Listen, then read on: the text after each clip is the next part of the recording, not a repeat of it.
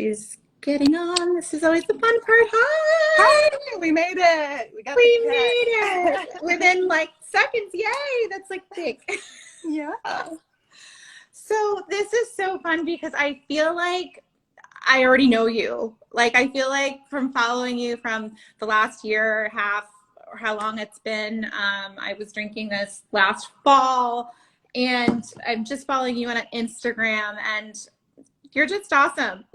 Well, same. I think we're both so transparent. I feel the same way. Like, really? We haven't ever just sat down in real life? It feels like I know you too. So, I guess. Oh, well, thank you. And I shared this to stories and I can't give you a hug in person, but I am hugging you through the phone. You sent me the cutest onesie for this big old belly that I got that's, baby coming at Christmas time. And thank you so You're much. welcome. Yeah, it's so exciting. How are you feeling?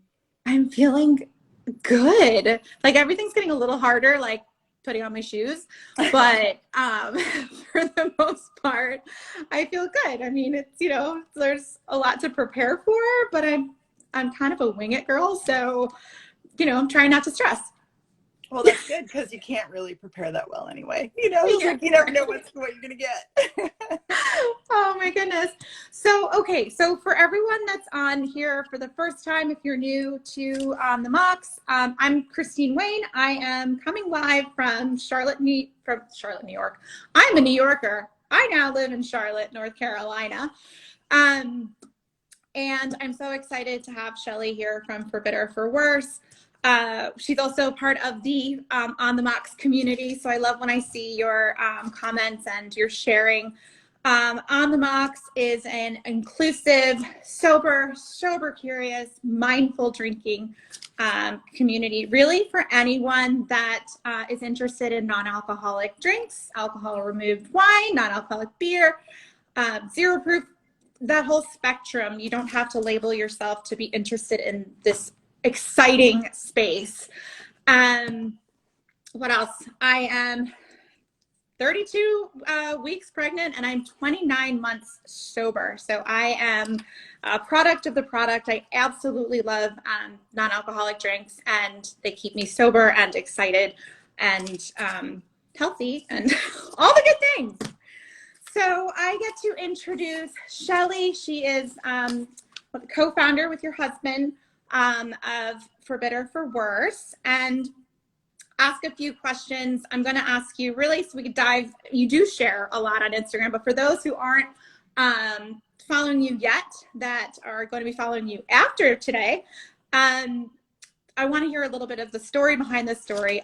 First, a little bit about you and where you're from and what you were doing before this baby came to life. My COVID baby. So yeah, we live in Portland, Oregon, and actually moved to Portland to launch the brand just 6 weeks before lockdown. So prior to that, I'd spent almost 20 years in Southern Oregon in Ashland, which is just north of the California border. That's where raised our kids and had our family and was part of a vibrant community. But for a beverage brand, we really needed to be in a bigger town, and Portland is such a great food and beverage city. So once we launched, we moved up here for the launch. Prior to that, I was a homeschooling mom and an activist and a writer. I had recently finished my MFA and was working on a draft of a novel when life took some turns that led us to the business. Wow, I didn't know about the writer part. That's so exciting. And I see your whole book collection, including one of my favorites, Quit Like a Woman. Such a good book. Spacing Out is a good book. Yeah. It's so good. I have it underlined and highlighted. I'm like, yes, I agree. I'm reading, have you read Christy Coulter, Nothing Good Can Come of This? No, I have That's not. Good. I'm reading that one right now. It's great. Okay, that's up next. Okay. So how did the writing end or pause and transition to what you just called your COVID baby?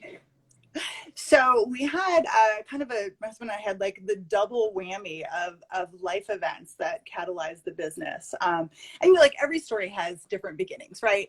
I mean, one beginning, one story might be that I've always been a cocktail enthusiast, and some people have their designated driver. I was a designated bartender. And so I made lots of boozy drinks, and I was an enthusiast. And I would also say that I was somebody who, on occasion, more than I would like, drank more than I would like, and yet hadn't been able to really make healthier choices. I mean, I was kind of a habitual alcohol drinker. So that's the backstory. And Yeah. then the catalyzing events were two things. My husband, Jeff, had been an environmental consultant for his entire career, and had been lucky enough to work remotely and do all this interesting technical work. We were just finishing up launching our youngest child from college. She graduated. We were in New York City. We signed, co-signed on her lease, all that kind of stuff. And we heard the next day that the company that Jeff worked for most of his career was going to be shutting down in 28 days. Like, just no notice. They had some things going on in their personal lives. It was a small company. Anyway, so they, just bam, he was going to be out of a job. And so it was pretty shocking. But then we took a pause, and we thought, this is actually an opportunity to revision our lives too. Like, maybe we should take a second and think about what we could do in the second half. Kids are gone, done paying with college, all that stuff, So we rented out our house in Ashland, and some lovely, generous friends lent us their home in the San Juan Islands of Washington State. Very remote, beautiful, idyllic place. And we did this 6-month deep dive where we're trying to figure out what we would do. And we thought we settled on beverages pretty quickly, because that was something we had in common that we both really loved. He used to make Cluster Select wine, and I made vermouth. You're going to hear a lot of alcohol. We made a lot of alcohol at that point. But, we thought we would do a drinks business, and we weren't sure what it would be. And it was lovely. There was a lot of experimentation. There was also a lot of fear, because, his livelihood was gone, and we needed to figure something else out. So it was a challenging time. We were also kind of isolated. I mean, it's funny how there were all these precursors to COVID, right? Like, we had our little catastrophe and our isolation and our fears of the future happening a little earlier. But anyway, we were still kind of deciding what to do. And some friends visited us, and we took a whale watching trip on the Salish Sea. And we saw a pod of orcas, baby whales. I mean, it was just amazing. It was so beautiful. Perfect conditions. Everything was great. But then that night, it was like I was falling down drunk. Like, I literally fell walking up the stairs. We were playing a game, and I couldn't point where I needed to point. Like, it was super weird. And I ended up being diagnosed with this rare neurological condition. It's got a fancy French name, mal de débarquement, disembarkment syndrome.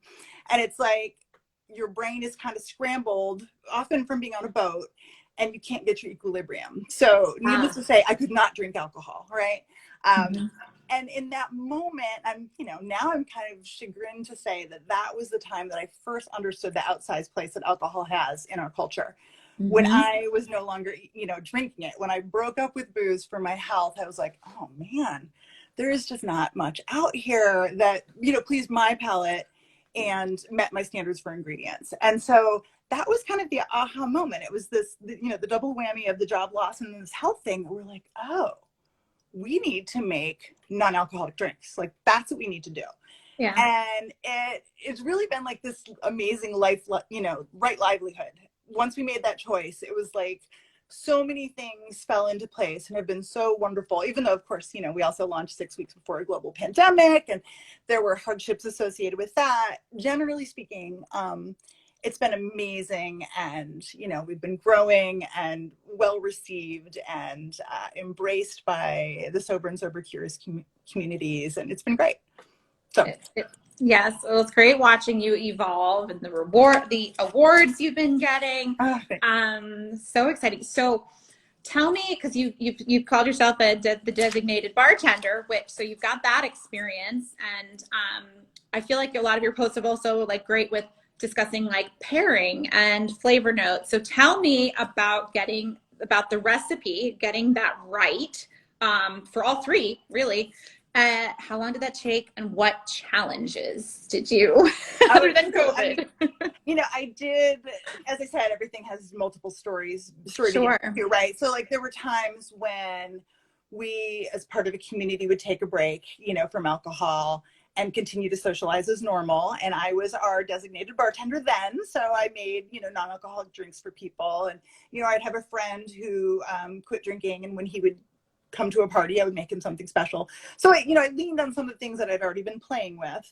But then really, there's several things. I mean, it's first of all, one thing to dabble, another thing to be like, okay, this is going to be my business, and I need to be able to scale it, and I need to, there are a lot of aspects to it, not just playing around with my old notebooks. But yeah, there was many iterations.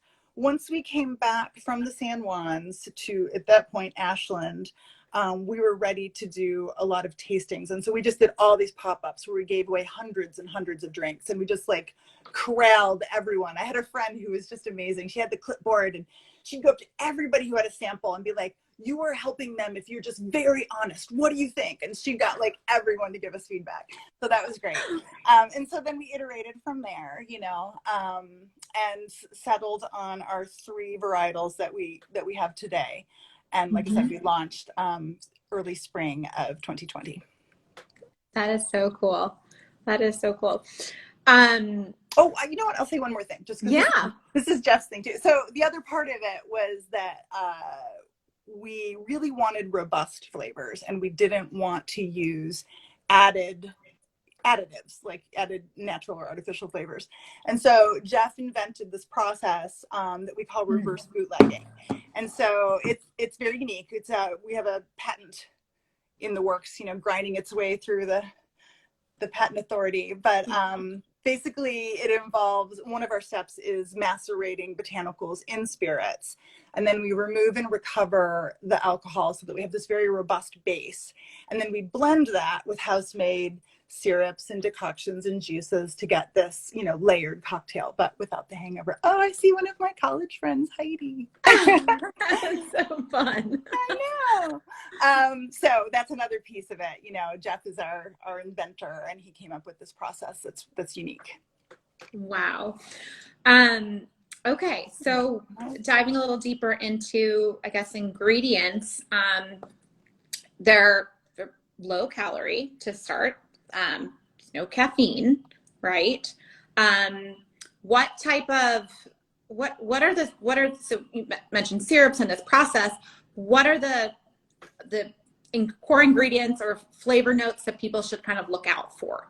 Well, we kind of make a joke about our business name, saying it's both an invitation and a warning. So it lets you know that, our drinks are bitter forward. I mean, I have a palate that doesn't really like things that are too sweet. And so we're really going for this sort of complex, challenging flavor profile that people who enjoy cocktails will often associate with those drinks. Aside from that, there are 3 different, of these 3 varietals, they're each quite distinct from each other. And so the spritz is our sparkling aperitif. It's refreshing, it's herbaceous, it's tart, right? And like I said, it's the one that's the sparkler. It's great for picnics, toasts, even brunch. And then the Saskatoon it's not a wine replacer, and it's not an alcohol removed wine, but it has some characteristics that you might associate with red wine. There's some tannins because we forage Douglas fir tips, so you get this bright tannin from the Douglas fir. There are berries, there's warming spices and pepper. So, it's very savory, food friendly, again, herbaceous and tart, bitter forward. And then smoky number 56 is our potent nightcap. That one kind of packs a little more of a punch. The smoke comes from Lapsang Souchong tea, which is a black tea that has been smoked over evergreen boughs. So there actually is a tiny bit of caffeine in there. We make a syrup with it, so it's not much. And I'm sorry that I can't remember right at this moment, but it is on our website, the exact amount. It's a tiny amount of tea. And then it's sweetened with organic maple syrup. So that one also has a little bit more of a hint of sweetness. But yeah, we really wanted to be as inclusive as possible, which is why our drinks are low carb, low glycemic. We don't use refined sugar, no major allergens. We're trying as best we can to contribute to a healthier and more inclusive culture. And in a lot of cases, that's for people who are abstaining from alcohol. You're doing it. So it almost sounds like the perfect evening is starting with some Eva Spritz, then moving on to some Saskatoon, is that pronounced? Yep. For dinner, pairing that with dinner, and then ending with the smoky. So that's I didn't know that, and that actually sounds like kind of perfect. Yeah, smoky number 56 is actually really good with pumpkin pie, oddly. The other thing that I should mention is that our drinks are ready to enjoy over ice. Dilution is personal, you know, so some people will find that they're concentrated and robust and they may want to add a splash of still or sparkling water. That just depends on the person. And then we also have recipes for elevated cocktails, just if you enjoy playing with a shaker, having fun making different drinks. And that's one, like smoky is just oddly versatile. I mean, it makes a great Bloody Mary. It also makes a Mai Tai. Like it goes in so many directions. It's interesting. Oh my gosh. I'm going to read I'm going to go back at the beginning, watch the replay and write all this down to share with the Facebook group, or hopefully they're catching the replay. This is so good. Yeah, that's actually how I'm drinking the Eva Spritz. You told me I'd pick one and I'm like, how do I pick one? But it's so delicious. And I just used a large cube of ice and then I threw in a slice. It could be a slice of orange, but I did the dehydrated orange because it just feels pretty and special. I love how you said this. Serve over ice with style and intention. It's like pick your favorite glass and that elevates the experience. But yes, you can drink them on their own, but also mix them up with it for a non-alcoholic craft cocktail. And you share some great recipes. So thank you for that. Tell us about, see, I don't want to ask you questions that I already know the answer for, but I actually do. I have to, right? Because we do have some new people on here. But the name, I first found you in a New York Times article last fall, I want to say, for Bitter for Worse. How did that just come about and just roll off your tongue and then really, and then the three names? Well, the name of the brand is a play on the wedding vows. You know, sometimes say, well, we've been married a long time. So, you know, so it's that. And then it's also, a reference to the bitter forward palette of our drinks. So, that it popped into my head when I was hanging out with friends. And I was actually in the San Juans on a trip before we moved there, right before. And I called Jeff and I was like, what do you think of that? And he was like, yeah. But at that point, all we were saying is it was going to be a drinks business, So it was just like, we didn't really know what we were doing yet. So that came early. And then the three varietals, Eva Spritz is named for my grandmother, my paternal grandmother, Eva. Yeah, she had they had a really big garden on the shores of Lake Erie, and she had this huge rhubarb patch. And she used to give me a stalk of rhubarb in a little paper cup with a little sugar in it, and I would dip and crunch and just eat that till I got a bellyache. It was kind of funny. Our drink is less sweet, it doesn't have as much sugar in it, but the rhubarb made me think of her. And she was also a non-drinker. She didn't drink alcohol. So I named it for her. And then the Saskatoon, the berry that we use it's an indigenous berry throughout the Americas. It's also known as the June berry and the service berry.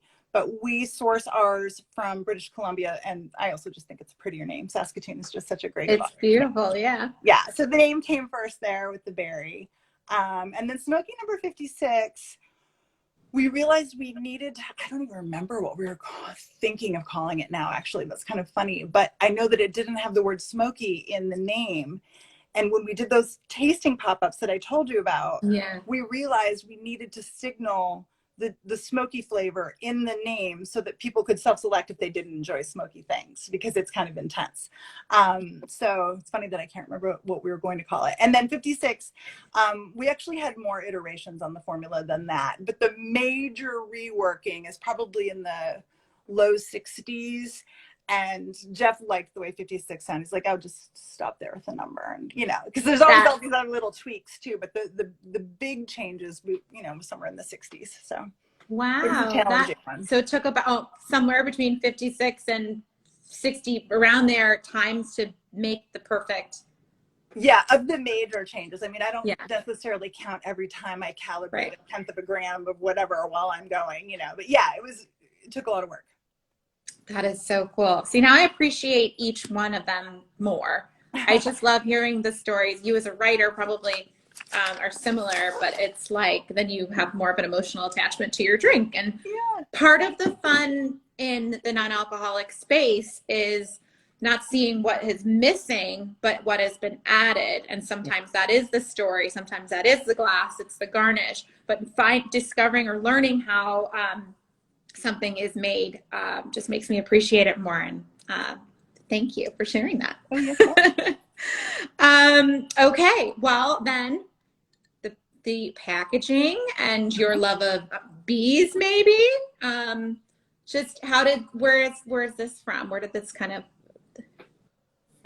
So we commissioned a local cut paper artist here in Portland, Emily Brown from Bird Mafia. She uses an X-Acto knife and hand cuts every one of those illustrations. And then we had a designer collage them to make our labels and stuff. But like she cut out every little tiny stripe on the bee, every vein in the flowers. Mm-hmm. They're amazing. And I have the original artwork framed in our house. It's beautiful. So that was very special to work with a local artist. That was important to me, that I wanted to commission original work from an artist. Yeah. Let's see, what else do I want to say about that? Oh, the bee, we call it ourselves social pollinators. Mm-hmm. And so, it's just sort of another layer to the idea of promoting connection and a more inclusive culture. And, bees they're charismatic. I like bees.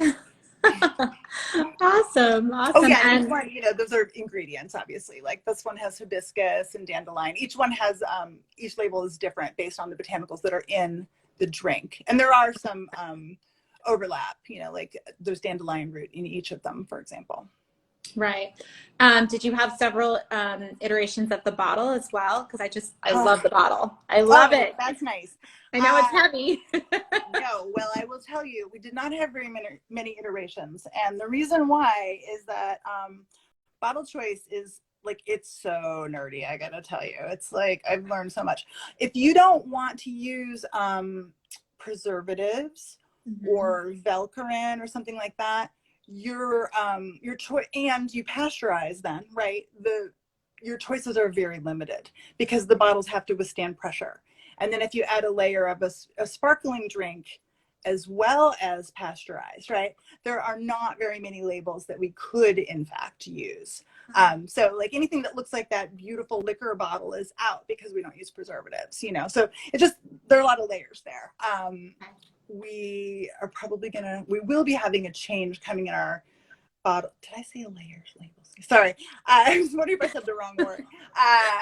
Anyway, we will be having a new bottle in 2022 because that bottle has been discontinued and we've been running on discontinued stock, which has been good during the pandemic, during all of these supply chain disruption issues. Our bottles have been here on the ground in Portland, which is wonderful, but we know this is coming. We're running through the supply, and at some point, we've identified what our next bottle will be, and it won't be that. And very few choices, I'll tell you that. Oh my goodness! So you're telling everybody to keep an original on their shelf for the. Oh, I guess I should at some point. Like, okay, if you have fondness, hang on to it. Yeah. Yeah. All right. Good to know. Good to know. Now, do you have a fourth in the works? And if so, are you allowed to share anything about it? It's too early to talk about flavor profiles for the fourth, but I will say that the next thing that's coming spring, summer is going to be cans. So you'll see Eva Spritz in a can, and then you'll see another sparkler. Okay, very cool. I think cans are actually great for summer because there is so much kind of moving around, traveling, camping, boats, pool. There's no glass allowed up by my pool. Yeah. So I love that that's coming at the summertime. Yeah, I love the sharing format too. I love I agree. I mean, I'm so excited about cans. There's a lot that's fun about cans. And then there's also something about a bottle that's elegant enough to be on the table with dinner and that you share or that you present that I enjoy. Mm-hmm. So I envision us keeping both, cans and bottles is what I think. Oh, cool. Now, for your audience, do you feel like it's pretty mixed with sober curious, just people who drink but want a day off?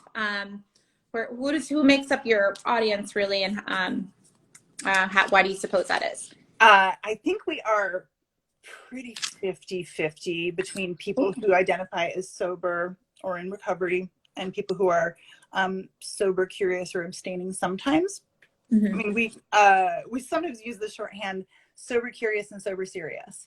So, and I think, well, that's something that I always want to honor too, like I didn't make this disclaimer earlier, but, I don't claim sobriety. I don't claim the hard life-saving work that it takes for some folks to not drink alcohol, right? Yeah.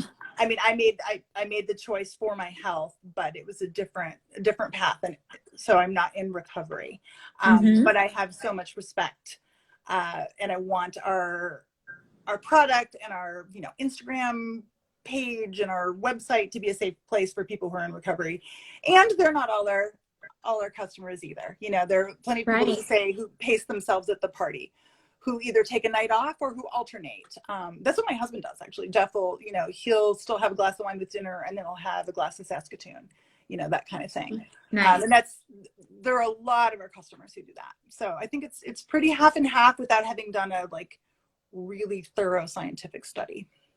Okay. Yeah. Which is hard to do. And it's also because in a lot of cases, people don't know how to label themselves or don't want to label themselves. And I think even with the Facebook group, there's a lot of kind of watching as sometimes as opposed to raising your hand or engaging, because it's very much a self-discovery process. There's so much gray. And even myself, who's, I do count the months and I did go to rehab for 30 days. I still identify as sober and alcohol free, and not an alcoholic, although anybody can call me an alcoholic, that's fine. When I choose my words. And it's very interesting, just in these 2 years and with the On the Mox community to know everybody's why, that there's so many whys to just cut back. There's whys to, or to support a friend or to be a more inclusive party host. Totally. I think that is something. I used to be an event planner in New York City. And as a restaurant girl, as someone who loves the restaurant industry, I am very big on still keeping that party going and talking to the bartender or even sitting at the bar. And so just that the inclusive party host, just have that bottle, that 2 bottles, that cans, that whatever it is, just leave it there, and also for people to feel comfortable bringing something to a party. I highly recommend that it's really not weird. People just want to see a drink in your hand. It could be water. So off on a little tangent there. Let's talk about where people can shop, of course, from your website. Also Better Roads, right? Right. Yeah. With your website, we do have a promo code that'll be, that's posted in the group. It's on Instagram. Thank you for that. Little encouragement for everyone to, take a chance, taste it. It's so good. I just love you guys. So that code is OTM $10. And then, is there anything talk about maybe your awards that you just won. And if there's anything else you wanted to share that you'd love for people to know. Yeah, we have a couple things. It's been a busy month, actually.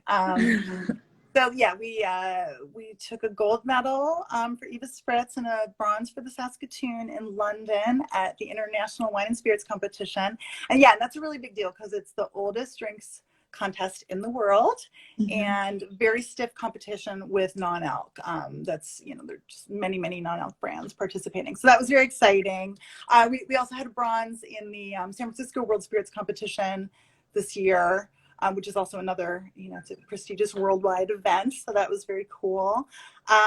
We are now accepting investment, which is a big deal. Great. We've talked about how, Yeah. you know, you and I have talked about how we're a community-based brand and how it's one of our goals is to really contribute to culture and to contribute to healthy community. And so, you know, we've been self-funded to this point. And then when we decided to accept investment, rather than going straight to a fund, we wanted to give our customers and our community a chance to be stakeholders. And so we're using this crowdfunding platform called MicroVentures, and it basically allows everyday people ages 18 and over to invest at like $100 is the opening investment. So it's quite inclusive, and that's exciting. And I think we're at 105 investors now. So that's been really exciting. It's been a lot of fun. And it's going to allow us to grow, you know. We need to become more efficient, and we need to buy larger tanks and a proper bottling line. So these are the things that we're planning, as well as a more robust marketing effort. I mean, you know, it's a family business. It's Jeff and me and our kids, and our one worker, Mary, who comes in, you know, like once a week. So we're tiny still, but we're mighty, and we're getting ready to take on a larger piece of the world. So yeah, it's an exciting time. Oh my God, I just got goosebumps. Well, you have laid a really strong foundation with your small team. We certainly wouldn't know that from the outside. Well, that is awesome. I will make sure that I post more information about your investment, how people can invest. Everyone should check out the highlight on Instagram, but also if you're on Facebook, head over to the On the Mox community, and you know that if there's something you want to share there, that you can share as well. And thank you for also sending me not just one bottle, but a couple to share at my baby shower, which is going to be in a couple of weeks at the beginning of December. Thank you for that, and thank you for your time. It's been fun chatting, and I'm wishing you the most beautiful birth and lovely transition to motherhood. It's going to be a special time coming up for you soon. It's wild. All right. Well, thank you so much. Thanks, everybody. Talk to you online. Okay. All right. Bye.